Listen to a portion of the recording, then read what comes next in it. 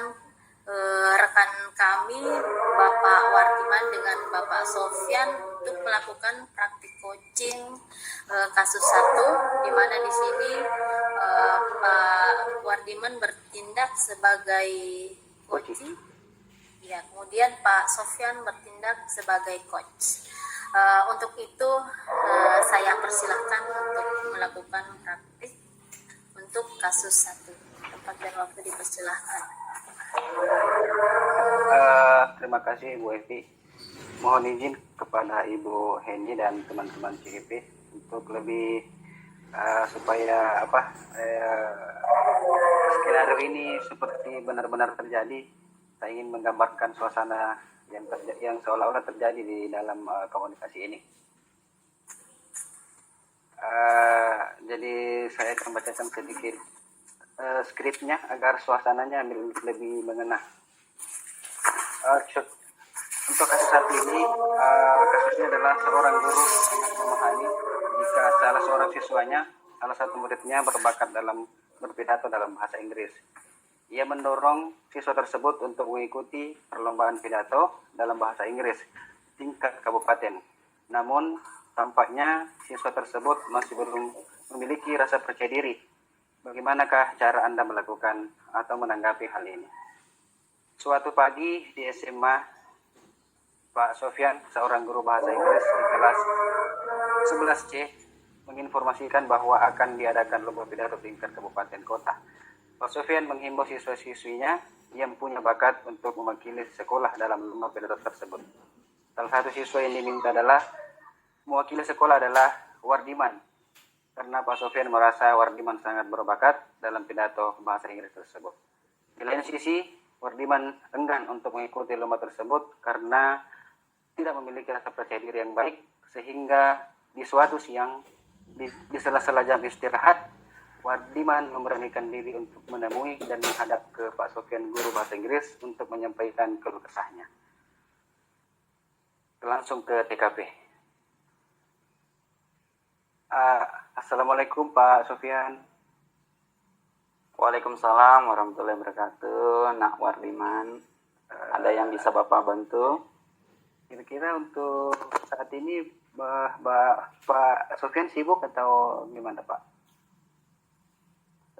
Untuk saat ini alhamdulillah Bapak sedikit lowong untuk bisa beranda Wardiman. Baik, terima kasih Pak, karena ada beberapa hal yang ingin saya bicarakan. Begini Pak, terkait dengan permintaan Bapak kepada saya untuk mewakili sekolah dalam perlombaan pidato bahasa Inggris ini, sepertinya saya tidak bisa ikut Pak.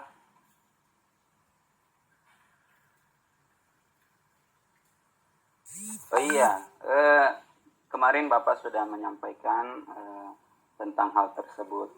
Kira-kira kenapa Nanda Wardiman tidak bisa ikut? Saya masih belum percaya diri Pak. Oh, belum percaya diri ya. Iya. Mengapa Nanda Wardiman merasa tidak percaya diri? Sebenarnya ini perasaan trauma Pak, karena dulu waktu SD saya pernah ikut lomba pidato, tetapi saya gagal dalam hal ini. Jadi untuk kali ini saya merasa takut. Saya takut jangan sampai saya tidak bisa membawa nama baik sekolah Pak. Oh, berarti ada rasa takut ya, Nanda Iya. Wardiman. Sekarang begini Nanda, saya ingin tanya, apa saja ketakutan yang Anda atau Ananda alami dalam diri Ananda? Salah satu ketakutan terbesar saya adalah rasa percaya diri yang kurang. Ketika tampil di depan orang banyak, saya merasa malu Pak. Oh iya, artinya Ananda setiap kita tentu punya rasa ketakutan itu. Namun juga tentu juga kita punya hal yang bisa menjadi penguat diri kita dalam menghadapi suatu masalah. Kira-kira Ananda Wardiman, apa saja kekuatan yang ada di dalam dirinya bisa saya tahu? Saya fasih Pak dalam berbahasa Inggris. Ada lagi kekuatan yang lain yang Ananda miliki Selain terkait itu, dengan pidato bahasa Inggris ini? selain itu Pak, waktu SMP sempat diajar dengan guru bahasa Inggris. Saya sedikit punya kemampuan untuk merancang pidato yang informatif dan selain itu saya bisa kombinasikan dengan pantun Pak. Oh, luar biasa. Oke, Wardi. Sebenarnya kamu punya kekuatan dalam diri yang perlu terus diasah dan perlu membangun rasa percaya. Kombinasikan dengan pantun Pak. Oh, luar biasa. Oke, Wardi. Sebenarnya kamu punya kekuatan dalam diri yang perlu terus diasah dan perlu membangun rasa percaya diri kamu sehingga tidak mudah putus asa.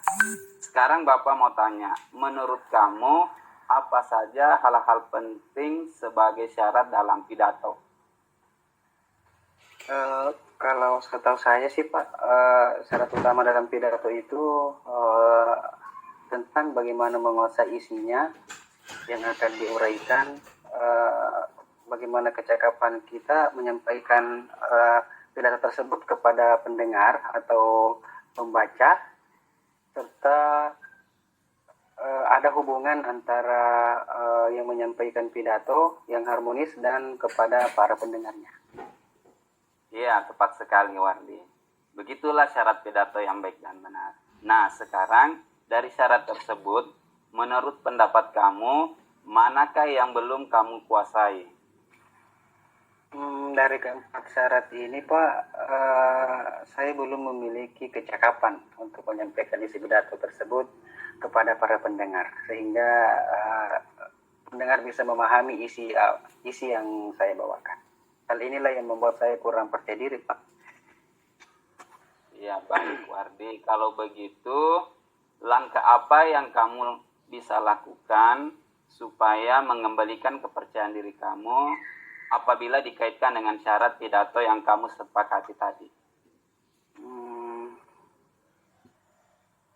Hal yang bisa saya lakukan, mungkin saya perlu banyak belajar bagaimana memiliki kecakapan untuk menyampaikan pidato, bagaimana menumbuhkan rasa percaya diri, berlatih meningkatkan percaya diri sehingga pidato saya bisa tersampaikan dengan jelas.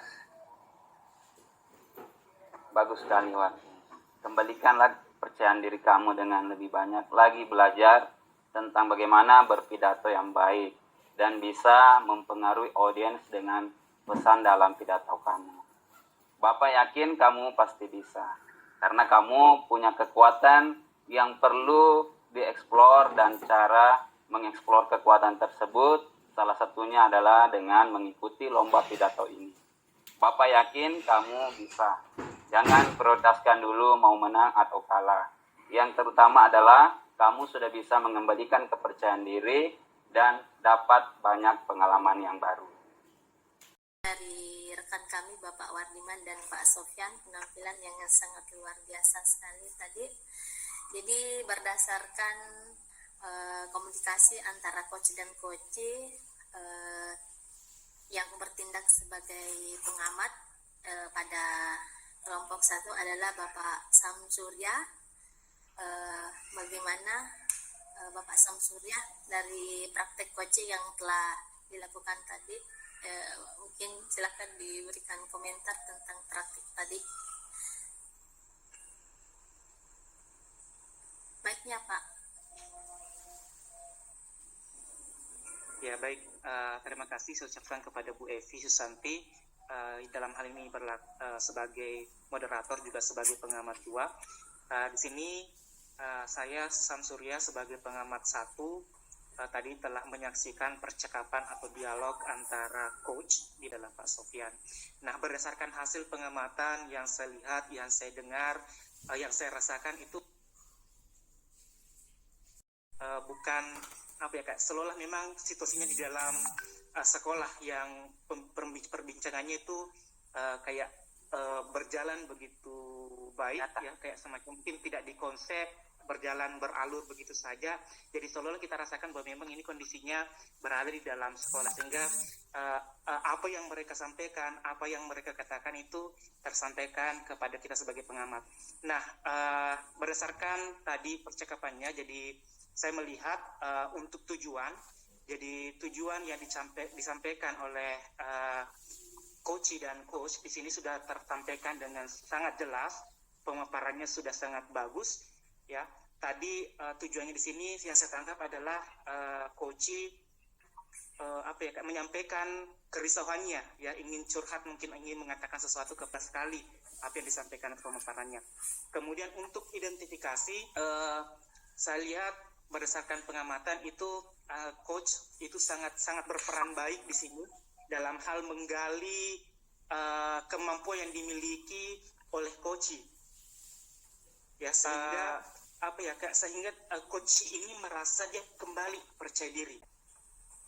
Kira apa yang ingin dicapai dalam pelaksanaan komunikasi coach antar coach sudah tercapai, sudah memenuhi ini tirta tujuan, identifikasi, rencana aksi, dan tanggung jawab.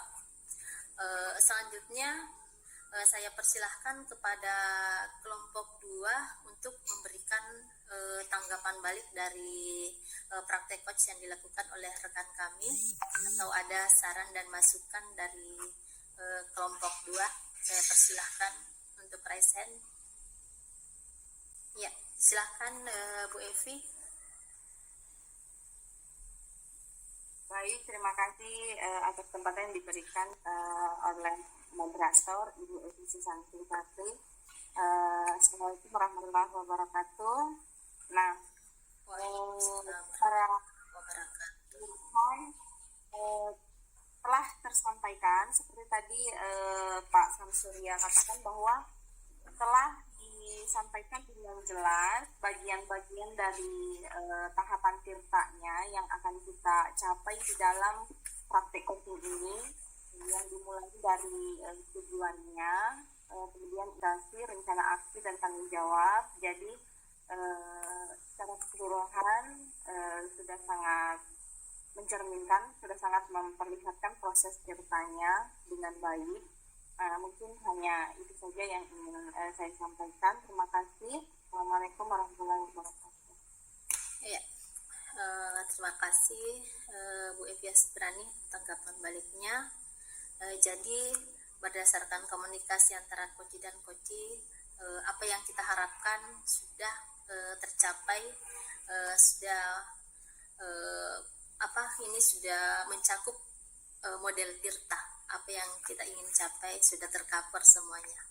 Ya, mungkin ada lagi tanggapan dari teman-teman, atau saya persilahkan kepada Ibu Fasilitator, Ibu Heni Sudianti, untuk memberikan tanggapan.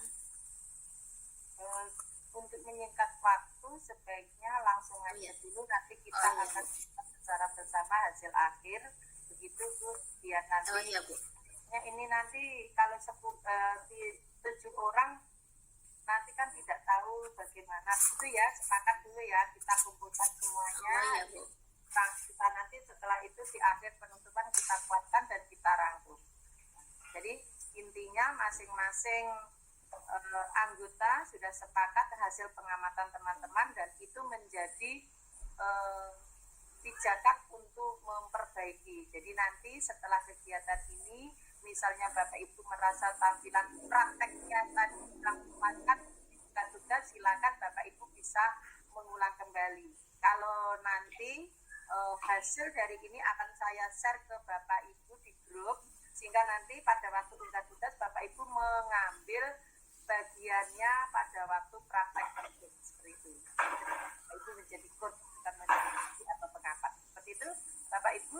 Oke, sampai ketika nanti prosesnya diamati oleh pengamat tadi. Silakan dilanjutkan saja Bu Evi sampai semua anggota. Ya, terima kasih Bu. Jadi selanjutnya kita beralih ke kasus 2, di mana kasus 2 ini saya dengan